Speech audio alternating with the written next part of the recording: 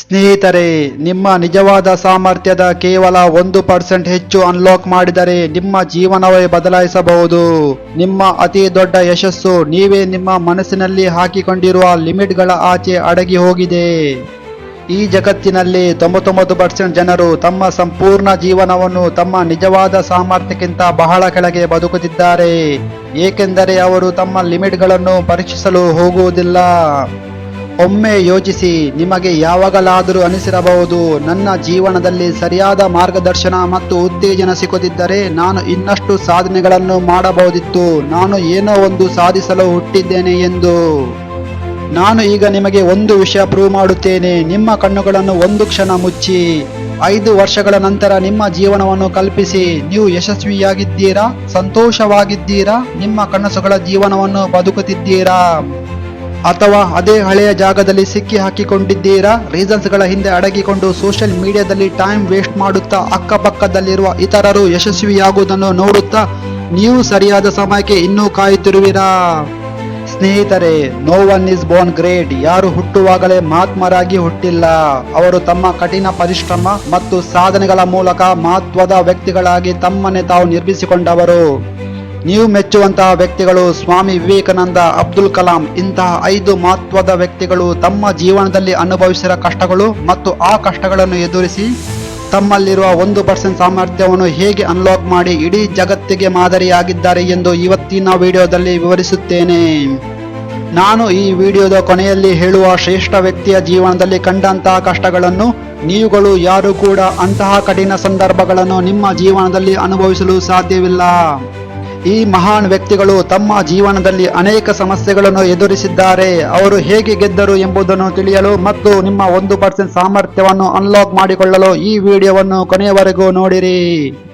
ಮೊದಲನೆಯದಾಗಿ, ಇಡೀ ವಿಶ್ವಕ್ಕೆ ಜ್ಞಾನ ಮತ್ತು ಆಧ್ಯಾತ್ಮದ ಪ್ರತೀಕವಾದಂತಹ ಸ್ವಾಮಿ ವಿವೇಕಾನಂದರು ಹುಟ್ಟುವಾಗಲೇ ಯಶಸ್ವಿಯಾದವರಲ್ಲ. ಅವರು ವೈಯಕ್ತಿಕ ಹಾಗೂ ಸಮಾಜದ ಅಡಚಣೆಗಳನ್ನು ಎದುರಿಸಿ ಈ ವಿಶ್ವ ಕಂಡ ಮಹಾನ್ ಆಧ್ಯಾತ್ಮಿಕ ನಾಯಕರಾದವರು. ಸ್ವಾಮಿ ವಿವೇಕಾನಂದರ ಬಾಲ್ಯದಲ್ಲಿ ಅವರ ತಂದೆಯ ಅಕಾಲಿಕ ಮರಣದಿಂದ ಕುಟುಂಬ ತೀವ್ರ ಬಡತನಕ್ಕೆ ಜಾರಿತ್ತು. ಅವರು ಒಂದು ಹೊತ್ತಿನ ಊಟಕ್ಕೂ ಪರದಾಡುವ ಸ್ಥಿತಿ ಎದುರಾಯಿತು. ಎಷ್ಟೋ ಸಲ ಒಂದು ಹೊತ್ತಿನ ಊಟವಿಲ್ಲದೆ ದಿನಗಳನ್ನು ಕಳೆದಿದ್ದಾರೆ. ಸ್ವಾಮಿ ವಿವೇಕಾನಂದರು ವಿಶ್ವ ಪ್ರಸಿದ್ಧನಾಗುವ ಮೊದಲು ಸಮಾಜದ ತಿರಸ್ಕಾರ ಮತ್ತು ಟೀಕೆಗಳಿಗೆ ಒಳಗಾಗಿದ್ದರು. ಅಂಧ ವಿಶ್ವಾಸವನ್ನು ಪ್ರಶ್ನಿಸಿದ ಕಾರಣ ಹಲವಾರು ಸಂಪ್ರದಾಯವಾದಿಗಳು ಅವರ ವಿರುದ್ಧ ನಿಂತರು. ಸ್ವಾಮಿ ವಿವೇಕಾನಂದರು ಅಸ್ತಮ, ಮಧುಮೇಹದಂತ ಆರೋಗ್ಯ ಸಮಸ್ಯೆಗಳು ಮತ್ತು ದೇಹದ ಕಷ್ಟಗಳು ಅವರಿಗೆ ನಿತ್ಯವೂ ಕಾಡುತ್ತಿದ್ದರೂ ತಮ್ಮ ಗುರಿಯ ಹಿಂದಿನ ಪಯಣವನ್ನು ಸ್ಥಗಿತಗೊಳಿಸಲಿಲ್ಲ. ಅವರು ಅಪಾರ ಶ್ರಮ ಹಾಕಿ ಇಡೀ ವಿಶ್ವಕ್ಕೆ ವೇದಾಂತ ತತ್ವಶಾಸ್ತ್ರವನ್ನು ಹರಡಿದರು. ಸ್ವಾಮಿ ವಿವೇಕಾನಂದರು ಇಷ್ಟೆಲ್ಲ ಕಷ್ಟಗಳನ್ನು ಅನುಭವಿಸಿದರು. ತಮ್ಮ 1% ಸಾಮರ್ಥ್ಯವನ್ನು ಹೇಗೆ ಅನ್ಲಾಕ್ ಮಾಡಿದರು? ಸೋಲನ್ನು ಒಪ್ಪಿಕೊಳ್ಳದೆ ಅವರು ನಿರಂತರ ಅಧ್ಯಯನ, ಶಿಸ್ತು ಹಾಗೂ ಗಂಭೀರ ಧ್ಯಾನದ ಮೂಲಕ ತಮ್ಮನ್ನು ಪರಿವರ್ತಿಸಿಕೊಂಡರು. ಟರ್ನಿಂಗ್ ಪಾಯಿಂಟ್ ಆಗಿ 1983ರ ಚಿಕಾಗೋ ಧಾರ್ಮಿಕ ಮಹಾಸಭೆಯಲ್ಲಿ ಮಾತನಾಡಲು ಅವರು ಅಮೆರಿಕಕ್ಕೆ ತೆರಳಿದಾಗ ಭಾರತದ ಆಧ್ಯಾತ್ಮಿಕ ತತ್ವಶಾಸ್ತ್ರವನ್ನು ಪ್ರಪಂಚಕ್ಕೆ ಪರಿಚಯಿಸಿ ಇಡೀ ವಿಶ್ವವನ್ನೇ ಬೆಚ್ಚಿ ಬೀಳಿಸಿದರು. ನಿಮ್ಮ ಮೇಲೆ ನಂಬಿಕೆ ಇಟ್ಟುಕೊಳ್ಳುವುದು ಯಶಸ್ಸಿನ ಮೊದಲ ಹೆಜ್ಜೆ. ಇಂದು ನೀವು ಎಷ್ಟೇ ಬಡವರಾಗಿದ್ದರೂ ಅಥವಾ ಕನಸುಗಳು ಮಸುಕಿದ ಕತ್ತಲಿನಲ್ಲಿದ್ದರೂ ನಿಮ್ಮ ಆಂತರಿಕ ಶಕ್ತಿಯನ್ನು ಅನ್ಲಾಕ್ ಮಾಡಿದರೆ ನೀವು ಜಗತ್ತನ್ನು ಬದಲಾಯಿಸಬಹುದು. ಸ್ವಾಮಿ ವಿವೇಕಾನಂದರ ಯಶಸ್ಸು ಭಾಗ್ಯದಿಂದ ಬಂದುದಲ್ಲ. ಅವರು ತಮ್ಮ ಅಡಗಿದ 1% ಸಾಮರ್ಥ್ಯವನ್ನು ಅನ್ಲಾಕ್ ಮಾಡಿದ ಕಾರಣ ಅವರ ಸಾಧನೆ ಇಡೀ ಪ್ರಪಂಚಕ್ಕೆ ಮಾದರಿಯಾಯಿತು. 2. ಟೆಸ್ಲಾ, ಸ್ಪೇಸ್ಎಕ್ಸ್ ಮತ್ತು ಹಲವು ಕ್ರಾಂತಿಕಾರಿ ಆವಿಷ್ಕಾರಗಳ ಹಿಂದಿರುವ ದೃಷ್ಟಿಕೋನದ ಶಕ್ತಿಯಾದ ಎಲನ್ ಮಾಸ್ಕ್ ರವರು ಸಾಧನೆಯೊಂದಿಗೆ ಹುಟ್ಟಿದವರು ಅಲ್ಲ. ಬಾಲ್ಯದಲ್ಲಿನ ಅವಮಾನಗಳು, ವಿಫಲತೆಗಳು, ಆರ್ಥಿಕ ಸಂಕಟಗಳು ಹಾಗೂ ದಿವಾಳಿ ಹಂತದವರೆಗೆ ಬಂದ ಪರಿಸ್ಥಿತಿಗಳ ನಡುವೆ ಅವರು ತಾನೇನು ಕಳೆದುಕೊಳ್ಳದೆ ಮುಂದುವರಿದರು. ಅವರ ಜೀವನದ ಕತೆ ನಮಗೆ ಪ್ರತಿದಿನ ನಮ್ಮಲ್ಲಿ ಅಡಗಿದ 1% ಶಕ್ತಿಯನ್ನು ಮುಕ್ತಗೊಳಿಸುವ ಮೂಲಕ ಇತಿಹಾಸವನ್ನು ನಿರ್ಮಿಸಲು ಹೇಗೆ ಸಾಧ್ಯ ಎಂಬುದನ್ನು ಕಲಿಸುತ್ತದೆ. ಎಲನ್ ಮಾಸ್ಕ್ ಬಾಲ್ಯದಲ್ಲಿ ತಮ್ಮ ಶಾಲೆಯಲ್ಲಿರುವಾಗ ಸಹಪಾಠಿಗಳಿಂದ ತೀವ್ರವಾಗಿ ಹಿಂಸೆ ಅನುಭವಿಸಿದರು.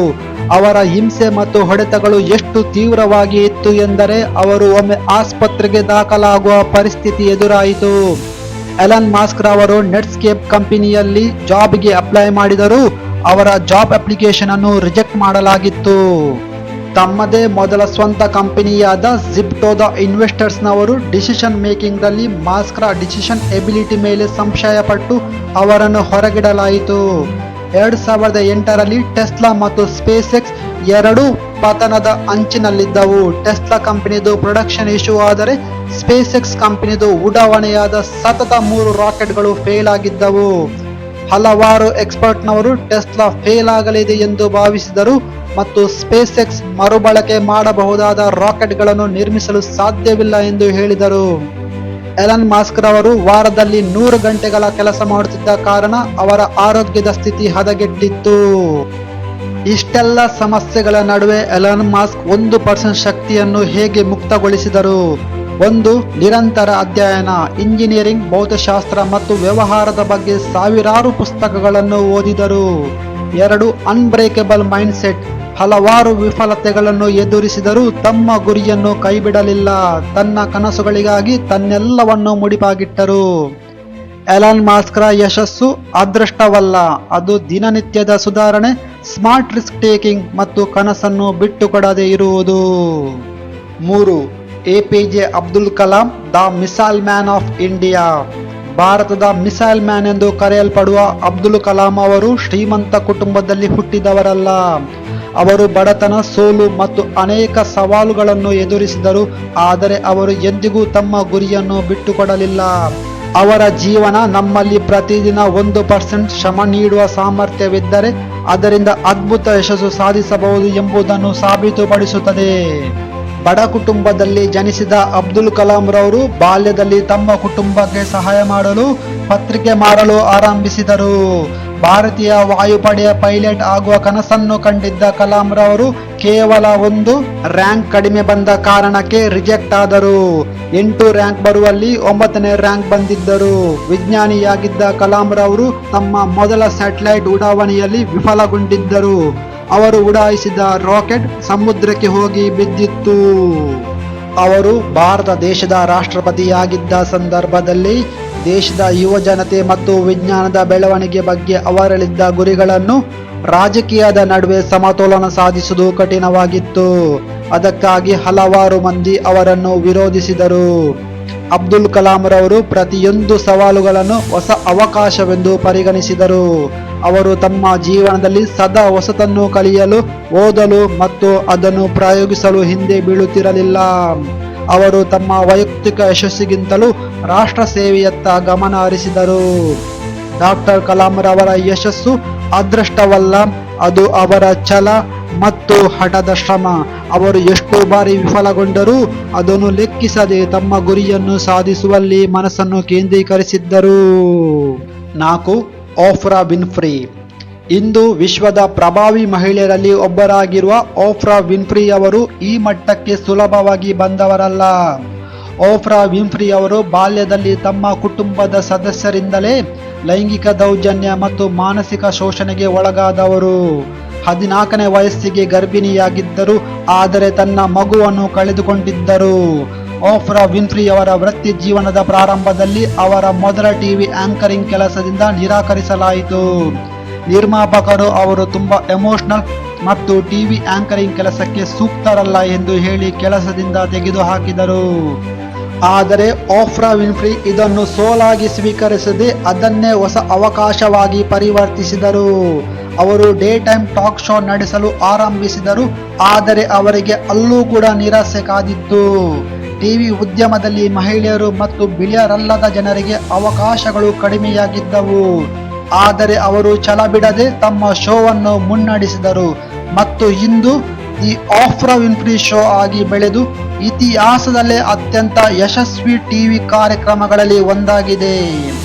ಇವರ ಜೀವನದ ಕತೆ ನಮಗೆ ಒಂದು ದೊಡ್ಡ ಪಾಠ ಕಲಿಸುತ್ತದೆ. ನಿರಾಕರಣೆ ಎಂದರೆ ಕೆಲವೊಮ್ಮೆ ದೊಡ್ಡ ಯಶಸ್ಸಿಗೆ ಮಾರ್ಗದರ್ಶನ. ಓಫ್ರಾ ವಿನ್ಫ್ರಿ ಅವರು ತಮ್ಮ 1% ಸಾಮರ್ಥ್ಯವನ್ನು ಹೇಗೆ ಅನಾವರಣ ಮಾಡಿದರು ಎಂದರೆ ಜೀವನದಲ್ಲಿ ಏನಾದರೂ ಸಾಧಿಸಲು ಮೊದಲು ಜ್ಞಾನವಿರಬೇಕು ಎಂದು ಅರಿತುಕೊಂಡರು. ರಿಜೆಕ್ಷನ್ಸ್, ಫೇಲ್ಯೂರ್ಸ್ ಮತ್ತು ಅವಮಾನಗಳನ್ನು ಲೆಕ್ಕಿಸದೆ ಅವರು ಸದಾ ಮುಂದುವರಿದರು. ಅವರ ಧ್ಯೇಯ ಮತ್ತು ಗುರಿ ಸ್ಪಷ್ಟವಾಗಿತ್ತು. ಹಣಕ್ಕಿಂತಲೂ ಜನರ ಬದುಕನ್ನು ಬದಲಾಯಿಸುವುದರ ಕಡೆಗೆ ಅವರು ಗಮನ ಹರಿಸಿದರು. 5. ನಿಕ್ ವೂಚಿಚ್. ಕೈ ಇಲ್ಲದೆ ಕಾಲು ಇಲ್ಲದೆ ಹುಟ್ಟಿದ ವ್ಯಕ್ತಿ ಇಂದು ಲಕ್ಷಾಂತರ ಜನರಿಗೆ ಪ್ರೇರಣೆಯಾಗಿದ್ದಾರೆ. ಹುಟ್ಟುವಾಗಲೇ ಅಂಗವಿಕಲತೆ, ಆದರೆ ಆ ಅಂಗವಿಕಲತೆ ಇದ್ದದ್ದು ಅದು ಕೇವಲ ಅವರ ದೇಹಕ್ಕೆ, ಮನಸ್ಸಿಗೆ ಅಲ್ಲ.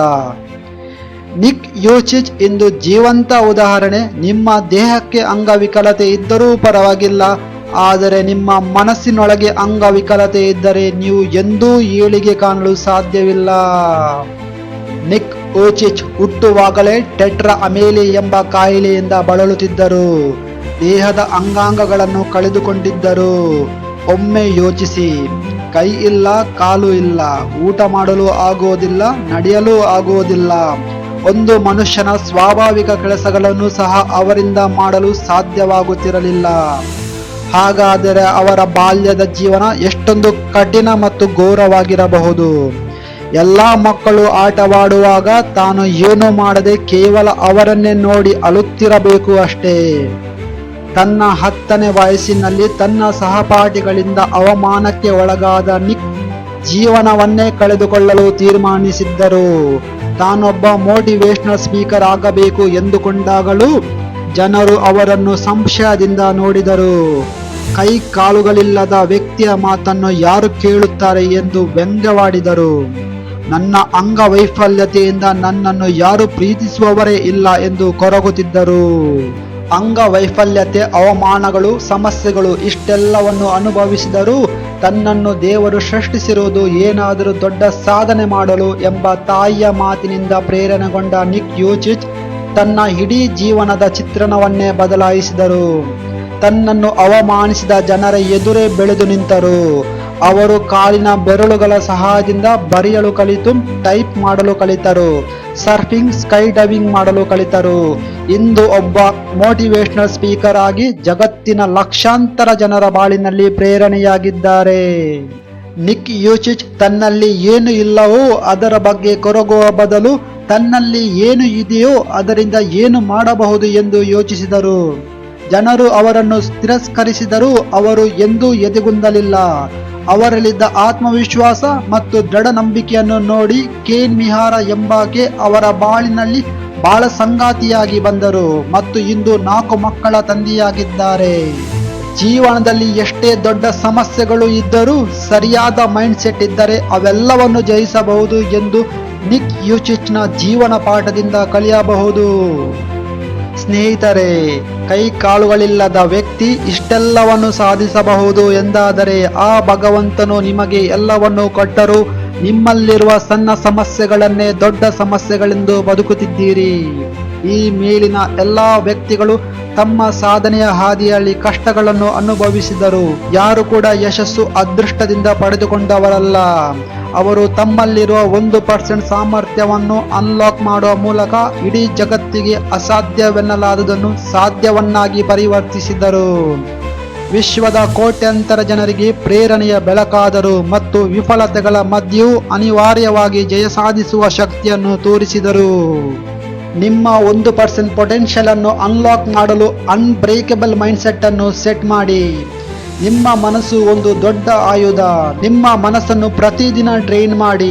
ಪ್ರತಿದಿನ ನೀವು ನಿಮ್ಮ ಮನಸ್ಸಿಗೆ ಹೀಗೆ ಹೇಳಿ, ನಾನು ಹೆಚ್ಚು ಸಾಧಿಸಲು ಸಮರ್ಥನಾಗಿದ್ದೇನೆ. ನೀವು ಅದನ್ನು ನಂಬದಿದ್ದರೂ ಸಹ ನೀವು ಮಾಡುವವರೆಗೆ ಅದನ್ನು ಹೇಳಿ.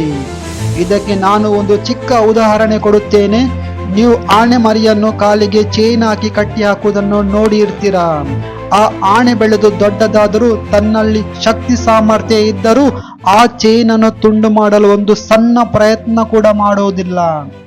ಏಕೆಂದರೆ ಅದು ಚಿಕ್ಕಂದಿನಿಂದಲೂ ಆ ಕಟ್ಟಿ ಹಾಕಿರುವ ಚೈನ್ ತನಗಿಂತ ಗಟ್ಟಿಯಾಗಿದೆ ಎಂದು ನಂಬಿ ಬೆಳೆದಿದೆ. ತುಂಬಾ ಜನರು ಆ ಆನೆಯ ತರಹ ಬದುಕುತ್ತಾರೆ. ಅವರು ತಮ್ಮ ಮಿತಿಗಳನ್ನು ನಿಜವೆಂದು ನಂಬುತ್ತಾರೆ, ಆದರೆ ವಾಸ್ತವದಲ್ಲಿ ಆ ಮಿತಿಗಳು ಮಾನಸಿಕ ಸರಪಳಿಗಳಲ್ಲದೆ ಬೇರೇನೂ ಅಲ್ಲ. 2. ನಿಮ್ಮ ಕಂಫರ್ಟ್ ಝೋನ್ನಿಂದ ಹೊರಗಡೆ ಬನ್ನಿ. ನೀವು ನಿಮ್ಮ ಜೀವನದಲ್ಲಿ ಬೆಳೆಯಬೇಕಾದರೆ ನಿಮಗೆ ಏನು ಮಾಡಲು ಭಯ ಆಗುತ್ತೋ ಅದನ್ನು ನೀವು ಮಾಡಬೇಕು. ನಿಮಗೆ ಪ್ರೂಫ್ ಬೇಕಾದರೆ ನೀವು ಜಿಮ್ಗೆ ಹೋಗಿ. ನಿಮ್ಮ ಮೊದಲ ಪುಷಪ್ ಹಾರ್ಡ್ ಮತ್ತು ನೋವು ತರಬಹುದು, ಆದರೆ ಕೆಲವು ದಿನಗಳು ಕಳೆದರೆ ಅದು ನಿಮಗೆ ಸುಲಭ ಅನಿಸುತ್ತದೆ. ನಿಮ್ಮ ಜೀವನದ ಬೆಳವಣಿಗೆ ಕೂಡ ಹಾಗೆಯೇ ಕೆಲಸ ಮಾಡುತ್ತದೆ. 3. ನಿಮ್ಮ ಭವಿಷ್ಯಕ್ಕಾಗಿ ಪಟ್ಟು ಬಿಡದ ಕ್ರಮಗಳನ್ನು ತೆಗೆದುಕೊಳ್ಳಿ. ನೀವು ಪರ್ಫೆಕ್ಟ್ ಪ್ಲಾನ್ಗಾಗಿ ಯಾವತ್ತೂ ವೇಟ್ ಮಾಡಬೇಡಿ, ತಕ್ಷಣ ಶುರು ಮಾಡಿ. ನೀವು ಕಂಟಿನ್ಯೂಸ್ ಆಗಿ ಯಾವುದನ್ನು ಪೋಸ್ಟ್ಪೋನ್ ಮಾಡಿ ಬರ್ತಿದ್ದೀರೋ ಅದನ್ನು ಒಂದು ಪುಸ್ತಕದಲ್ಲಿ ನೋಟ್ ಡೌನ್ ಮಾಡಿ. ಈಗ 24 ಗಂಟೆಯ ಒಳಗೆ ಅದಕ್ಕೆ ಕ್ರಮ ತೆಗೆದುಕೊಳ್ಳಿ. 4. ಸ್ಥಿರವಾಗಿರಿ. 1% ರೂಲ್ ಅಪ್ಲೈ ಮಾಡಿ. ಪ್ರತಿದಿನ 1% ನೀವು ನಿಮ್ಮನ್ನು ಇಂಪ್ರೂವ್ ಮಾಡಿ. 1 ವರ್ಷದಲ್ಲಿ ನೀವು ಇಂದಿಗಿಂತ 37 ಪಟ್ಟು ಉತ್ತಮವಾಗಿರುತ್ತೀರಿ.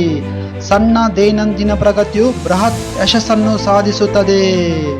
ಕೊನೆಯದಾಗಿ ನಿಮ್ಮ ಮುಂದೆ ಒಂದು ಪ್ರಶ್ನೆ.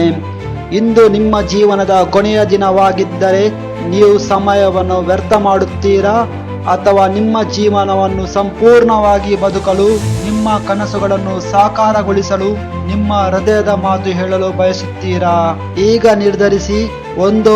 ಹಾಗೆ ಉಳಿಯಿರಿ ಅಥವಾ ನಿಮ್ಮ 1% ಸಾಮರ್ಥ್ಯವನ್ನು ಅನ್ಲಾಕ್ ಮಾಡಿ ಮತ್ತು ನಿಮ್ಮ ಹಣೆಬರಹವನ್ನು ಬದಲಾಯಿಸಿ. ನಿಮ್ಮ ಸಾಮರ್ಥ್ಯವನ್ನು ಅನ್ಲಾಕ್ ಮಾಡಲು ನೀವು ಸಿದ್ಧರಿದ್ದರೆ ಐ ಆಮ್ ರೆಡಿ ಎಂದು ಕೆಳಗೆ ಕಮೆಂಟ್ ಮಾಡಿ. ಈ ಸಂದೇಶದ ಅಗತ್ಯವಿರುವ ಒಬ್ಬ ಸ್ನೇಹಿತರೊಂದಿಗೆ ಈ ವಿಡಿಯೋವನ್ನು ಹಂಚಿಕೊಳ್ಳಿ. ಒಟ್ಟಾಗಿ ಲಕ್ಷಾಂತರ ಜನರನ್ನು ಪ್ರೇರೇಪಿಸೋಣ.